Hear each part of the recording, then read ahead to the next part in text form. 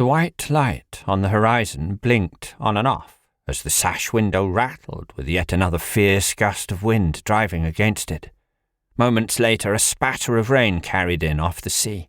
Searching the growing gloom for the speck of light, it reappeared momentarily before vanishing a fraction of a second later. Were the crew hunkered down inside, safe against the ravages of nature hammering the ship, or were they battling to keep afloat, to stay alive? The howling wind dissipated for a second, a moment of quiet calm descending on the room. Had the storm passed?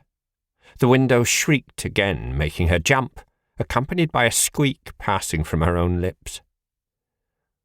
"Come away from the window, darling." She remained where she was, staring out at the passing ship whose lights were once again winking at her from the darkness.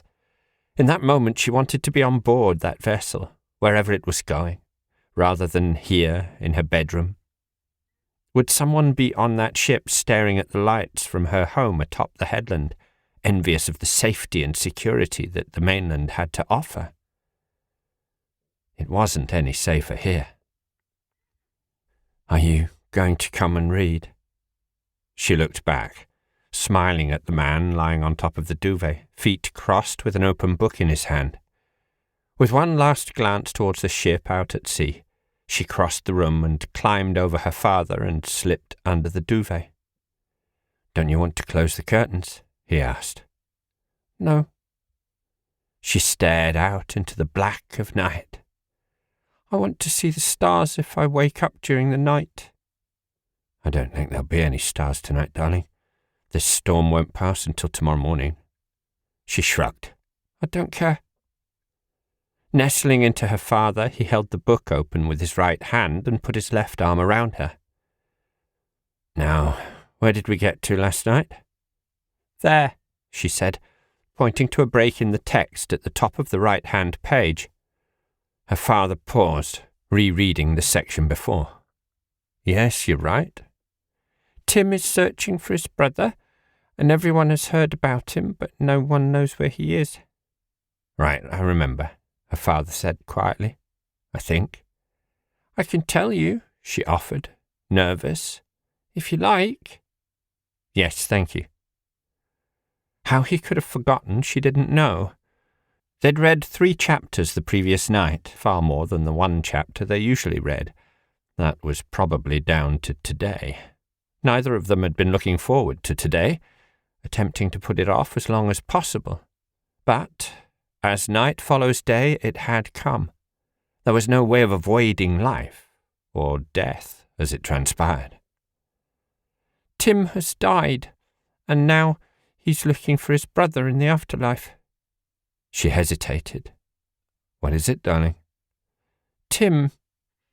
He can walk here. He can run." "Yes, that's true. It's a good thing." Her father shifted in the bed so he could look sideways down at her and read her expression. "Isn't it?" "Yes, of course, but—" "But what?" "He isn't in pain anymore. He's normal." The weight of that last word sounded heavy as she spoke it. "Yes?" "And in the afterlife, that's how it is." He looked at her quizzically. "I mean, if you are ill in real life, you don't carry that across with you?" "No.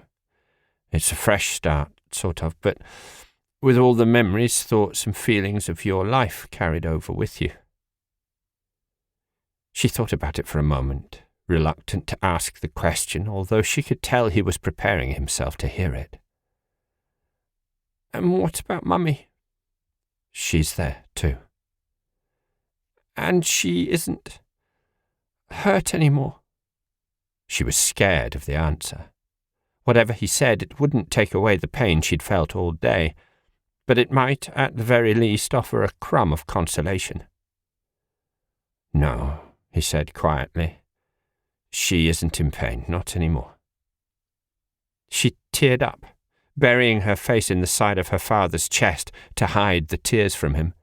He had been upset enough already, and she didn't want to add to his burden. Yesterday he'd walked in on her as she wept, and his smile had rapidly faded, and within minutes, as he consoled her, he was in tears again. She couldn't remember the last day that passed without her seeing him cry. She resolved not to be the cause of yet more upset. She couldn't bear it. "And she can run, like she used to when I was small." She didn't look up, but she could hear the emotion in her father's voice, cracking as he spoke. "Yes, she can run as fast as she likes, and for as long as she wants to." He leaned into her, stroking the back of her hair, and kissed the top of her head. She said nothing, images coming to mind of people dressed in black, stern faces, and tears. Lots of tears. The organist played a sombre piece while they all filed out of the church. Looking at her hand, she could almost still feel the discomfort in her fingers, her father's grip so tight that she thought she might scream as they left the church. This was her experience today, being led around by the hand, passed between adults, no one really knowing what to say to her.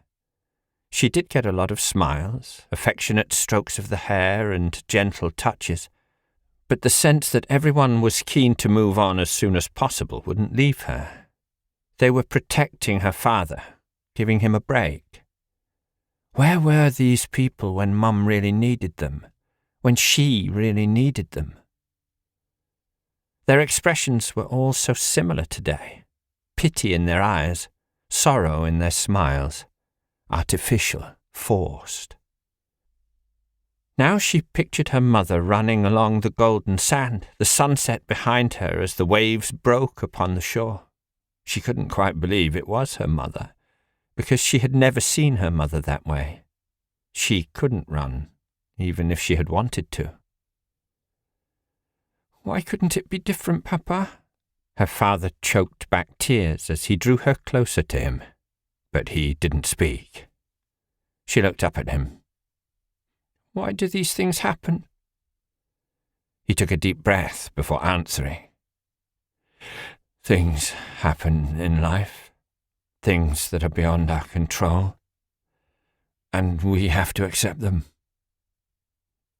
The answer was unsatisfactory, but truthful. "And where Mummy is now, with Tim and his brother, bad things don't happen?" "I like to think not, no." "I hope I find her one day," she whispered. "I'm sure you will, darling," her father said, tightening his grip around her. "I'm sure we will."